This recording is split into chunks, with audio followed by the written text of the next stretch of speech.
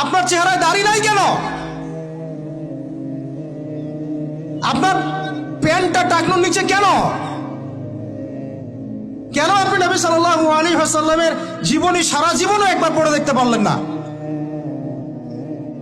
নবী সাল্লাল্লাহু আলাইহি ওয়াসাল্লাম 23 বছর আপনার আমার জন্য কষ্ট করেছেন, মানুষের মার খেয়েছেন, গাল খেয়েছেন, তাকে 15 বার হত্যা করার চেষ্টা করা হয়েছে, তাকে দেশ থেকে বের করে দেওয়া হয়েছে, গলায় দড়ি পেঁচিয়ে টান দেওয়া হয়েছে, পিঠের মধ্যে উঠে নাড়ি ভুড়ি চাপানো হয়েছে, দাঁত ঘুষি মেরে দাঁত ফেলে দেওয়া হয়েছে, মাথা ফাটিয়ে দেওয়া হয়েছে, পা ভেঙে দেওয়া হয়েছে। কাদের জন্য? তার জন্য।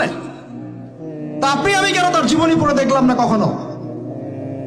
কেন আপনার চেহারায় দাড়ি থাকবে না, আমার চেহারা দাড়ি থাকবে না? কেন আমাদের প্যান্ট টাকনোর নিচে উপরে থাকবে না? কেন আমাদের কথাবার্তা, চাল চলন, খাওয়া দাওয়া, ইস্তেঞ্জা করা, নামাজ পড়া, প্রতিটা অ্যাক্টিভিটি সুন্নাহ মাফিক কেন হবে না? এটা আপনাকে হুজুরকে শেখাতে হবে কেন? এটা তো আপনার দায়িত্ব, শেখা নিজের দায়িত্ব। আল্লাহ রাস্তায় বের হতে আপনাকে বলতে হবে কেন? নিজের তাগাদা থেকে আপনি বের হবেন। হুজুররা কবরে যাবে, আপনি যাবেন না? উত্তর দেন। হুজুররা, তোমরা উত্তর দাও, ছেলেরা, ইয়াং জেনারেশন, তোমরা যারা আছো, হুজুররা কবরে যাবে, আমরা যাবো না? হুজুরদের নবী মুহাম্মদ সাল্লাল্লাহু আলাইহি ওয়াসাল্লাম আমাদের নবী নন? নবী সাল্লাল্লাহু আলাইহি ওয়াসাল্লাম শুধু সাহাবীদের জন্য আসছিলেন না আমাদের সবার জন্য আসছিলেন?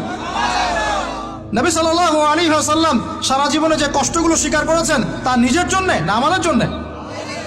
কিয়ামতের মাঠে তার সুপারিশ ছাড়া আপনি পার পাবেন? তাহলে আপনাকে সুন্নত কেন শেখাতে হবে? কেন আপনাকে মেসি নেইমারের হিস্ট্রি পড়াতে হয় না? আপনি তো নিজেই জানেন। কেন আপনাকে এই নায়ক নায়িকাদের হিস্ট্রি পড়াতে হয় না? আপনি নিজেই জানেন, খোঁজ খবর নেন। কিন্তু মুহাম্মদ সাল্লাল্লাহু আলাইহি ওয়াসাল্লাম সম্পর্কে এত গাফেল কেন? সুন্নত না জানলে বেদাত চিনবেন কিভাবে? সুন্নত চিনলে পরে তো বেদাত চেনা যাবে যে এগুলো সুন্নত, এগুলোর বাইরের গুলো বেদাত। তখন তো বেদাতের আলাদা করে সংজ্ঞা আপনাকে শেখাতেই হয় না। মুসলিম পরিবারে জন্ম নিয়েও তাওহীদ চিনতে পারছি না, শিরকের মধ্যে লিপ্ত আছে। সুন্নত চিনতে পারছি না, বেদাতে লিপ্ত আছে। নামাজ, সুবহানাল্লাহ, মুসলিম পরিবারে জন্মগ্রহণ করে নামাজ পড়েন না কেন? নামাজ কি হুজুরদের উপর ফরজ? বলেন। আপনার বয়স কি 10 বছরের নিচে? তাহলে আপনি নামাজ পড়েন না কেন? ফরজ মানে কি? আপনি ইচ্ছা হইলে করলেন, ইচ্ছা হইলে করবেন না, নাকি? এটা ফরজ? ফরজ হয়তো বুঝেন। ফরজ কি? ওই যে প্রত্যেক রাতে যে মেয়ের সাথে খষ্টি নষ্টি না করলে আপনার ঘুম হয় না, ওইটা হচ্ছে ফরজ। স্কুলে কলেজে গিয়ে মেয়েদের সাথে অ্যাফেয়ার্স করা, ডেটিং করা, এই পাবজি খেলা, আমাদের সবার উপর এখন ইউটিউবিং, ফেসবুকিং ফরজ। ফরজ বোঝেন, এইভাবে বোঝেন, এগুলো হচ্ছে ফরজ আপনার উপরে। তো সালাত, হাইয়া আলা সালাত প্রত্যেক দিন আপনার কানে যায়, কেন সালাতে আসেন না?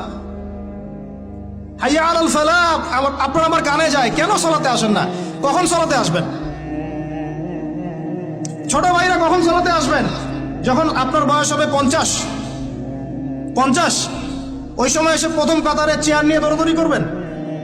আমরা যখন মসজিদে যাই, প্রথম কাতারগুলোতে প্রথম 2টা কাতার থাকে বয়স্করা, বৃদ্ধরা, যুবকরা নাই। আর ওই সময় চেয়ার নিয়ে মারামারি, কারণ এখন তো সেজদা দেওয়ার মতো শরীরে ক্ষমতা নাই। আর কে আগে চেয়ার দখল করতে পারে, ওই হচ্ছে প্রতিযোগিতা। তো আপনারা কি, আমরা কি ওই সময়ের জন্য অপেক্ষা করছি?